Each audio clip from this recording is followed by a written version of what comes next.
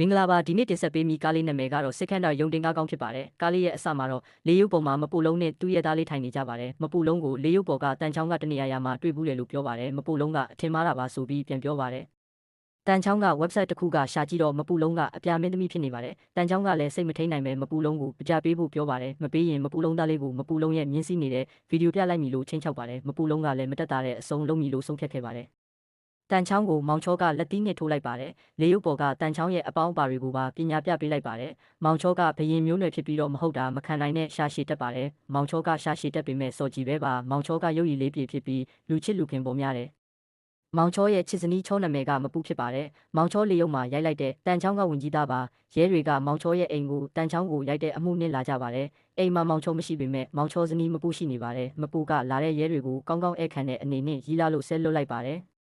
ဆဲခံရတဲ့ရဲတွေကမကျေနပ်ပဲအေးအေးဆေးဆေးပြန်သွားလိုက်ကြပါပြီမပူကတော့ဘရင်မဖြစ်ပြီးဘရင်ဖြစ်တဲ့မောင်ချောရဲ့အသေးနှလုံးသားပါမောင်ချောကတော့ဘရင်ဖြစ်ပြီးကုညီစိတ်ရှိတဲ့ရှာရှည်တက်သူပါရှာရှည်တဲ့အကျိုးရလက်အနေနဲ့လူဆိုးတွေကလည်းမောင်ချောကိုတက်ဖို့ကြံစည်နေကြပါတယ်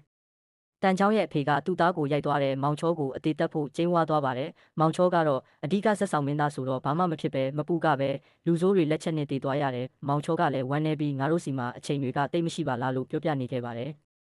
မောင်ချောကကိုချစ်ရတဲ့သူတွေကနေချင်းညချင်းပျောက်သွားနိုင်တာကိုသင်ခန်းစာရသွားပါတယ်မပူကတော့မတေခင်ကိုရင်းအင်္ဂါလူဖို့ဆုံးဖြတ်ခဲ့သူပါမောင်ချောကတော့မပူရဲ့ကိုရင်းအင်္ဂါတွေကိုရရှိသူတွေကိုစောင့်ရှောက်ဖို့ဆုံးဖြတ်တယ်မပူရဲ့မျက်လုံးတွေကိုတော့တာမန်မိသားစုတွေကမိန်းကလေးတစ်ယောက်ရခဲ့ပါတယ်မပူရဲ့အဆုပ်ကတော့ဆင်းရဲသားကလေးတစ်ယောက်ရခဲ့ပါတယ်မပူရဲ့နှလုံးကတော့ချမ်းသာတဲ့မိသားစုကမိန်းကလေးတစ်ယောက်ရခဲ့ပါတယ်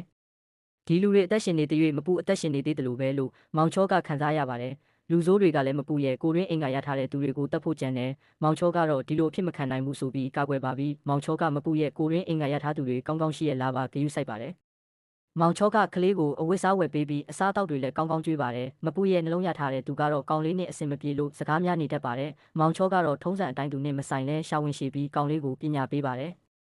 ဝင်ကြီးနှင့်ဝင်ကြီးသားတန်ချောင်းကိုတော့အဖြစ်မှန်ကိုဖော်ထုတ်ပြီးရုံညံ့သူတွေဖြစ်တက်တည်ပြလိုက်ပါပြီတန်ချောင်းတို့သားဖာလည်းထောင်နှန်းဆိုင်ရပြီးမောင်ချောလည်းမတရားမှုတွေကိုဖြေရှင်းပေးမိဆရာကြီးဖြစ်နေပါပြီဒီကားလေးရဲ့သင်ခန်းစာကတော့ကိုချစ်ရတဲ့သူတွေကိုရှိတုံးတန်ဖိုးထားပါဆိုတာလေးပဲဖြစ်ပါတယ် channel ကို like and subscribe လုပ်ထားကြပါကျေးဇူးတင်ပါတယ်